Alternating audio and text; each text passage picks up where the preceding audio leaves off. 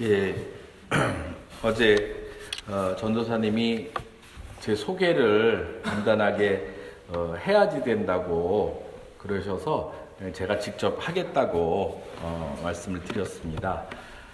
저는 그 정원진 목사가 저한테 뭐 설교 부탁을 해서 우리 장로님께서 저에게 연락을 주셔가지고 제가 이 자리에 오게 됐는데요. 제가 정원진 목사랑은 대학 선배입니다. 그런데 그 MDB 대학원에서 처음으로 만났어요. 그래서 거기 MDB 동기로 3년을 같이 보냈습니다. 그리고 제가 1990년에 부평에 나누고 섬기는 신앙공동체라고 하는 이름으로 나섬교회라고 교회를 개척을 했습니다. 그래서 그 교회에서 20년 동안 목회하다가 박형규 목사님이 예전에 어렸을 때 제가 신문을 봤더니 20년 되기 일주일 전인가 교회를 그만두셨더라고요. 교우분들에게 부담을 안 드린다고 하시면서 그게 신문 기사로 났던 걸 갖고 제가 읽었던 기억이 있습니다. 그래서 저도 물론 이제 저희 때는 또 법이 바뀌어서 명예 목사인지 이런 응급받는 목사는 20년 해도 없어지긴 했지만 저도 20년에 맞춰서 그만두면 좋겠다 싶어서 2011년이죠. 2011년에 교회를 사임하고 지금은 강화도에 가서 조그만 논 세마지기 농사 지으면서 아내와 함께 지금 살고 있습니다. 제 앞으로 목표는요, 혹시 동네 분들이랑 잘 어울려서 이장이 될 수 있으면 좋겠다는 그런 이제 꿈은 가지고 있습니다. 저희 제가 목회하던 교회에 이창호 선생님, 성심여고 선생님이 제 또 과 선배예요. 그래가지고 제가 거기 목회 시작했을 때 제가 몇 번 가서 말씀을 드렸더니 저희 교회에 오셔갖고 지금은 이제 장로로 교회를 열심히 섬기고 계십니다. 그래서 제가 대학 때 제가 이제 80학번인데요, 80학번인데 제일교회 문제 생겼을 때 몇 차례 후배들 데리고 와서 같이 예배도 드리고 또 종로경찰서 앞에서도 예배를 드렸던 그런 기억을 가지고 있습니다. 그래서 특별히 우리 정원진 목사가 이곳에 이제 목회로 교회 공동체를 섬기게 됐다는 얘기를 듣고 굉장히 반가웠고 또 저한테 이런 자리를 부탁을 해서 저로서는 굉장히 감사한 마음으로 영광되게 생각하면서 이 자리에 왔습니다. 제가 설교를 아주 꽤 잘하거나 이런 사람은 아닙니다. 그냥 제가 정성껏 제가 준비한 걸 여러분들이랑 함께 말씀을 나누고자 합니다. 저는 제가 목회할 때는 주로 제가 생각한 이야기들을 많이 했는데 요즘에는 강화도에서 감리교 2군데에서 격달로 제가 설교를 해요. 그래서는 책 요약해서 함께 읽기도 하고 또 성경 말씀 주로 가지고 같이 읽으면서 이야기를 나누는 그런 시간들을 갖습니다. 그래서 오늘 여러분들이랑 함께 말씀을 같이 읽는 그런 시간으로 가질까 합니다. 잠깐 기도드리겠습니다.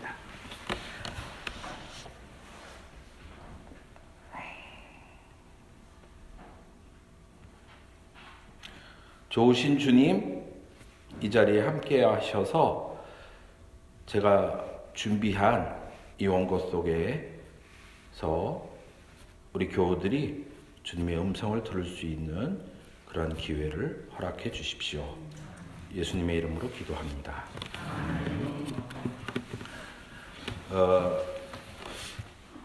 그 교회사에서 그 동서교회가 분열된, 그러니까 로마 카톨릭과 정교회로 나뉘어진 공식적인 해가 1054년이라고 합니다.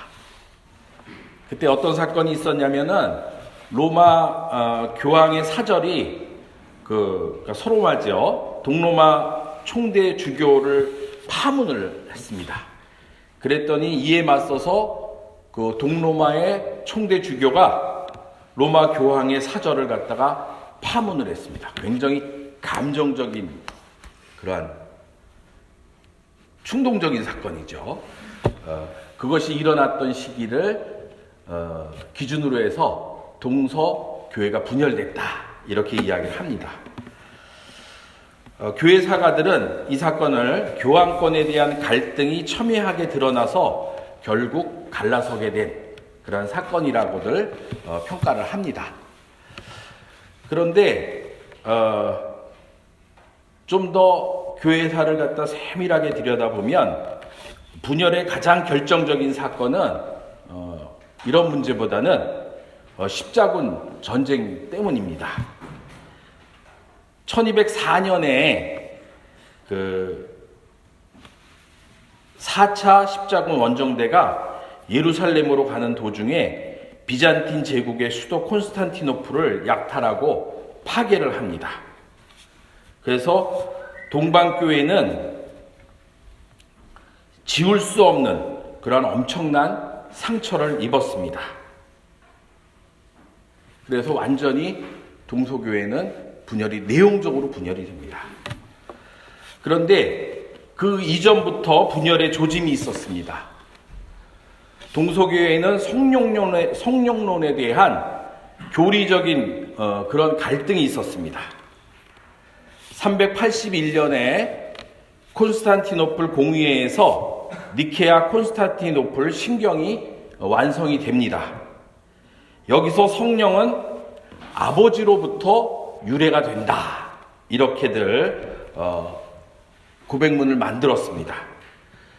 그런데 589년에 제3차 톨레도 공의회에서 서방교회가 이 구절 사이에 슬며시 필리오케라고 하는 말, 그리고 아들로부터, 아버지로부터 그리고 아들로부터 라고 하는 말을 끼워서 아버지 그리고 아들로부터 발현된 성령이라는 구절로 바꾸었습니다.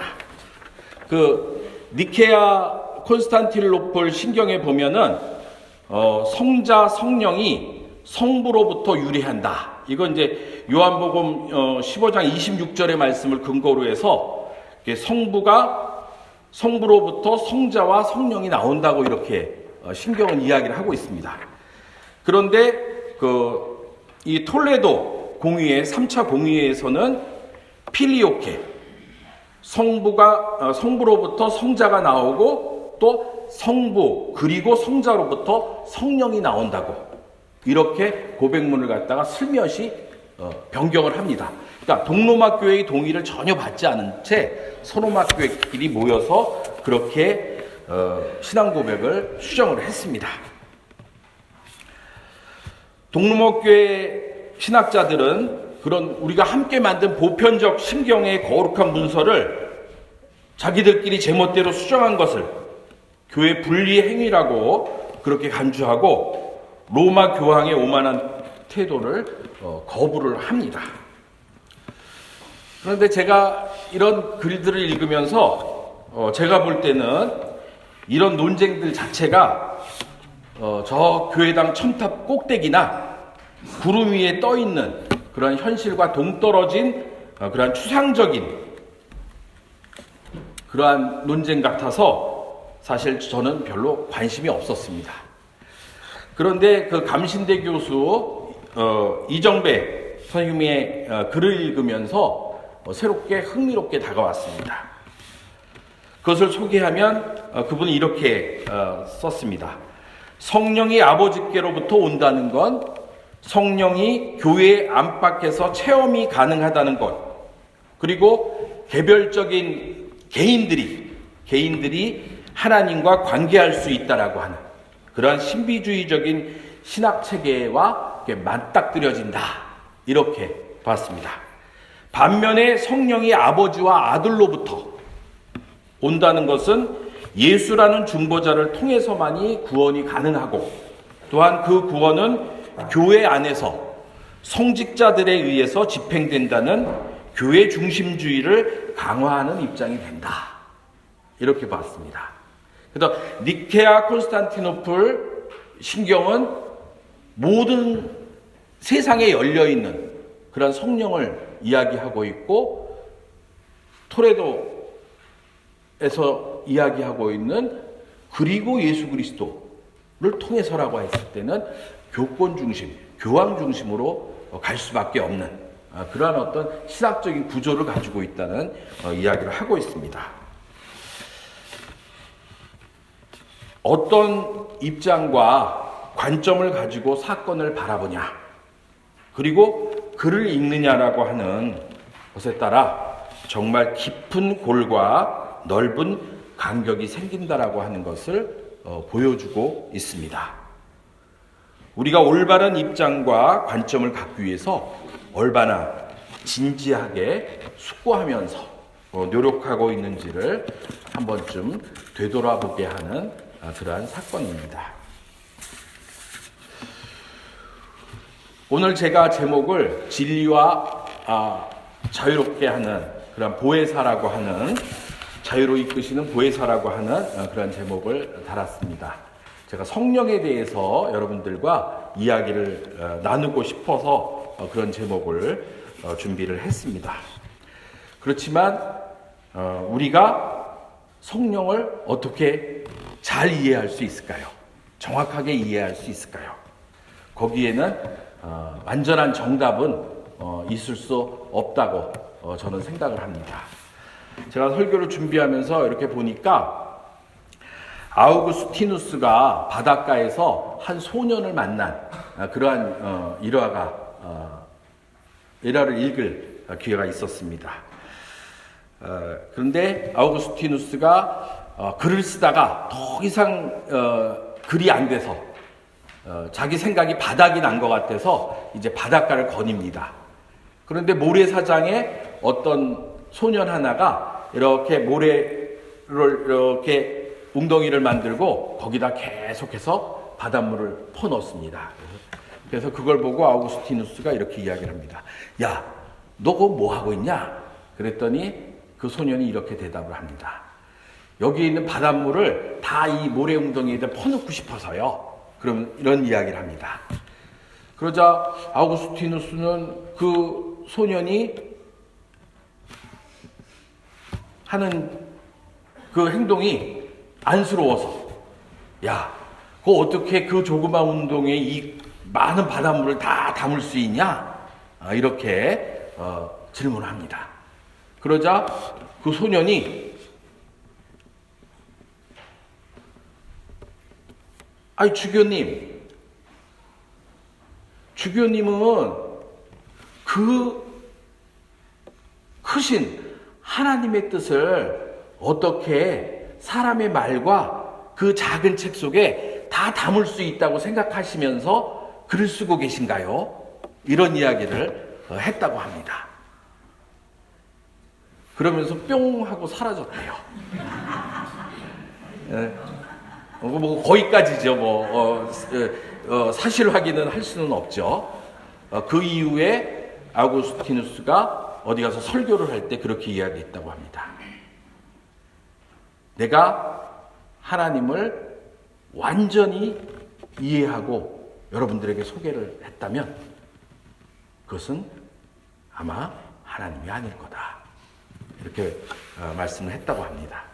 저는 그 예화에 힘입어서 제가 이해하는 성령에 대한 조그만 저의 이해를 여러분들과 나누고 싶습니다. 그렇다고 제가 뭐 노력을 안 한 건 아닙니다. 제가 그 성령에 관계된 이 구절들을 쭉 찾아서 거기에서 제가 다가오는 그런 말씀들을 가지고 여러분들과 함께 읽고자 준비를 했습니다. 저는 먼저 오늘 우리 본문 말씀으로 선택한 바울 선생님의 고백을 소개하려고 합니다. 주님은 영이십니다. 주님의 영이 계신 곳에는 자유가 있습니다. 주님의 영, 성령은 자유의 영이라고 사도 바울은 고백을 합니다. 여기서 자유란 무엇일까요? 전 요한복음 3장 8절의 말씀을 좋아합니다. 제가 별지로 여러분들에게 나눠드렸는데 우리 함께 읽도록 하겠습니다. 요한복음 3장 8절입니다. 바람은 불고 싶은 대로 분다. 너는 그 소리는 듣지만 어디에서 와서 어디로 가는지는 모른다. 성령으로 태어난 사람은 다 이와 같다. 성령으로 태어난다는 것, 거듭난다고 하는 것은 자신의 운명을 바꾸는 겁니다. 자신의 경계를 끊임없이 넘어가려는 그러한 시도를 말하는 것입니다. 성령은 지금까지 익숙해져 있는 나 자신의 세계로부터 우리를 탈출시킵니다. 그분은 아브라함을, 그리고 모세를, 엘리야를, 또한 예수님을 그렇게 부르셨습니다. 그 부르심에 응답할 때 새로운 세계에 대한 두려움을 떨치고 한 걸음 나아갈 때 바람과 같이 자기를 가볍게 할 수 있게 됩니다. 진정 자유롭게 되는 것입니다. 요한복음의 저자는 성령을 이렇게 소개를 합니다. 그것이 오늘 주요 본문의 말씀입니다. 아버지께서 보혜사를 너희에게 보내셔서 영원히 너희와 함께 계시게 하실 것이다. 그는 진리의 영이시다. 세상은 그를 보지도 못하고 알지도 못하므로 그를 맞아들일 수가 없다. 그러나 너희는 그를 안다. 그것은 그가 너희와 함께 계시고 또 너희 안에 계실 것이기 때문이다. 여기서 주님께서 말씀하신 진리의 영이란 과연 뭘 의미할까요? 저는 이렇게 생각을 합니다. 요한복음 14장 26절을 같이 읽도록 하겠습니다. 보혜사 곧 아버지께서 내 이름으로 보내실 성령께서 너희에게 모든 것을 가르쳐 주실 것이며 또 내가 너희에게 말한 모든 것을 생각나게 하실 것이다. 하나님의 성령이 우리에게 임하시는 목적은 우리로 하여금 하나님의 뜻을 깨닫고 그분의 뜻을 살아가게 하기 위함입니다. 우리가 깨달아 알기 위해서 우리를 가르치고 상기시키실 분이 바로 진리의 영이십니다. 또한 제가 공간복음서를 보면서 마가복음 13장 11절에 눈이 머물었습니다. 우리 함께 읽도록 하겠습니다. 그리고 사람들이 너희를 붙잡아 법정에 끌고 갈 때에 무슨 말을 할까 하고 미리 걱정하지 마라. 너희가 해야 할 말을 그 시간에 일러주실 것이니 그대로 말하여라. 말하는 이는 너희가 아니라 성령이시다. 예수께서는 제자들이 법정에 끌려가 구속당할 위기에 처했을 때 무슨 말을 해야 할지를 일러주시는 분이 성령이라고 말씀하시면서 제자들에게 닥칠 고난을 미리 아시고 격려하며 용기를 북돋아 주십니다. 여기서 성령은 제자들, 사도 베드로에게도 그랬고 스데반 집사에게도 그랬듯이 진수를 대언하시는 그러한 진리의 영이십니다. 다음으로 보혜사라고 하는 말이 오늘 본문에 나옵니다. 사실 그리스어로는 제가 잘 못하긴 하지만 파라클레토스 라고 하는 말에 보혜사는 그것의 음역이라고 합니다. 우리말로는 보호자, 협조자인데 이는 우리 안에 함께 하시는 영이요 우리를 도우시는 그러한 영이라고 그렇게 번역할 수가 있습니다. 로마서 8장 26절부터 27절에 그 우리를 도우시는 영이 어떤 영이신지를 사도 바울 선생은 잘 표현을 하고 있습니다. 함께 읽어보도록 하겠습니다. 성령께서도 우리의 약함을 도와주십니다. 우리는 이렇게 기도해야 할지를 알지 못하지만 성령께서 친히 이루 다 말할 수 없는 탄식으로 우리를 대신하여 간구하여 주십니다. 사람의 마음을 꿰뚫어 보시는 하나님께서는 성령의 생각이 어떠하신지를 아십니다. 성령께서 하나님의 뜻을 따라 성도를 대신하여 간구하시기 때문입니다. 저는 로마서 8장을 참 좋아합니다. 기회가 있으면 외우고 싶은 그러한 말씀입니다. 이 장은 성령의 인도를 따라 사는 사람은 하나님의 자녀라고 그렇게 분명히 우리에게 가르치고 있습니다. 또한 피조물과 교감하는 바울 선생의 생태 영성을 공감하게 하고 또 하나님의 자녀로 이 지구 생명을 위해 제가 무엇을 해야 할지를 돌아보게 하는 그러한 장입니다. 그리고는 이 구절이 나옵니다. 나의 약함을 도와주시는 성령. 바울 선생이 묘사한 성령의 기도는 너무 아름답습니다. 이루다 말할 수 없는 탄식으로 하나님께 기도한다고 합니다. 어머니의 기도의 장면을 떠올리게 합니다.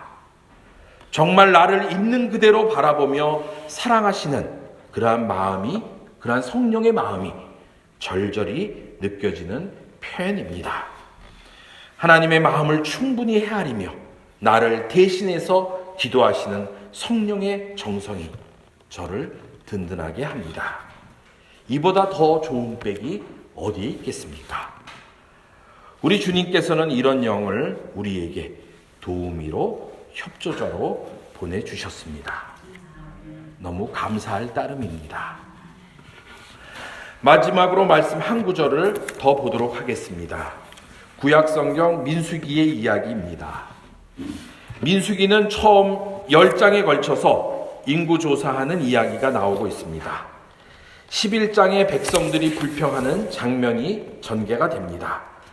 그들은 고기를 못 먹게 되었다고 투덜거립니다. 그리고 이집트의 주인의 고깃가마를 그리워합니다. 참으로 황당한 이야기입니다. 어찌 보면 이집트 노예 생활에서 탈출하는 것보다 자신의 노예 근성에서 벗어나는 것이 더 어려울지 모르겠습니다. 모세는 지쳐서 하나님께 하소연을 합니다. 결국 하나님께서는 그들에게 메추라기를 내려주시고 모세에게 장로들을 모으라고 그렇게 말씀을 하십니다. 민수기 11장 24절부터 27절까지를 함께 먼저 읽도록 하겠습니다. 모세가 나가서 주님께서 하신 말씀을 백성에게 전달하였다. 그는 백성의 장로들 가운데서 70명을 불러 모아 그들을 장막에 둘러 세웠다. 그때에 주님께서 구름에 휩싸여 내려오셔서 모세와 더불어 말씀하시고 모세에게 내린 영을 장로들 70명에게 내리셨다. 그 영이 그들 위에 내려와 머물자 그들이 예언하였다. 이것은 처음이자 마지막이다. 그들은 다시는 예언하지 않았다. 그런데 두 남자가 지난해 남아 있었다. 하나의 이름은 엘닷이고 다른 하나의 이름은 메닷이었다. 그들은 명단에 올라있던 이들이지만 장막으로 가지 않았다. 그런데 영이 그들 위에 내려와 머물자 그들도 진에서 예언하였다. 한 소년이 모세에게 달려와서 엘닷과 메닷이 진에서 예언하였다고 알렸다. 하나님의 영은 바람처럼 하나님의 의지에 따라 붑니다. 비록 장막에 오지 않은 장로 두 사람에게도 영은 내립니다. 당신께서 불러 모은 장막의 경계를 넘어서 하나님이 필요로 하셔서 그렇게 하신 것입니다. 그런데 문제는 그 다음입니다. 28절로부터 30절의 말씀 마저 읽도록 하겠습니다. 그러자 젊었을 때부터 모세를 곁에서 모셔온 눈의 아들 여호수아가 나서서 모세에게 말하였다. 어른께서는 이 일을 말리셔야 합니다. 그러자 모세가 그에게 말하였다. 내가 나를 두고 질투하느냐? 나는 오히려 주님께서 주님의 백성 모두에게 그의 영을 주셔서 그들 모두가 예언자가 되었으면 좋겠다. 모세와 이스라엘 장로들은 함께 진으로 들어왔다. 저는 여기서 여호수아의 입장을 취하는 것이 교권과 율법에 매여 있는 사람들의 발언이라고 생각을 합니다. 반면에 성령의 사람은 모세와 같이 이야기를 합니다. 모두가 성령을 받아서 자신의 삶을 주체적으로 살아가기를 간절하게 바라는 모세의 마음과 하나님의 영은 다르지 않습니다. 저도 감히 제1교회 교우들이 다 성령의 사람이 되었으면 합니다. 좀 더 기운차고 자유롭게 공동체 생활을 해나갈 수 있기를 기대합니다. 사도행전 2장 42절의 말씀, 제가 목회하던 교회에 뒤에 한 7년 동안 늘 한 구절을 갖다 붙여놓은 구절입니다. 그들은 사도들의 가르침에 몰두하며 서로 사귀는 일과 빵을 떼는 일과 기도에 힘썼다.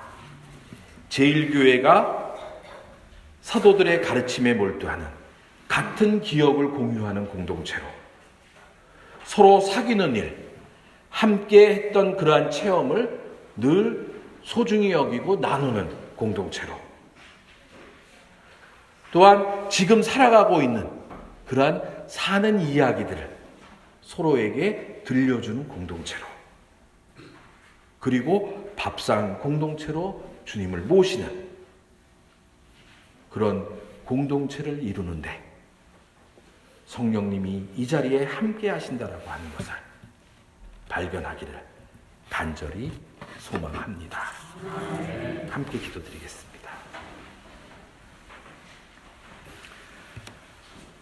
바람처럼 자유로운 하나님의 영이시여, 우리에게 용기를 북돋아주고 또 우리에게 주님을 기억할 수 있도록 도와주시는 진리의 영이시여, 말할 수 없는 탄식으로 우리를 위해 간구하고 우리를 보살피는 보혜사 성령님이시여, 지금 이 자리에 함께 하심을 저희들 믿습니다. 주님의 도우심을 저희들 바라며 2016년 이 한 해를 뚜벅뚜벅 열심히 걸어갈 수 있는 그러한 공동체가 될 수 있도록, 성령의 공동체가 될 수 있도록 주님께서 이끌어 주십시오. 예수 그리스도의 이름으로 기도드립니다.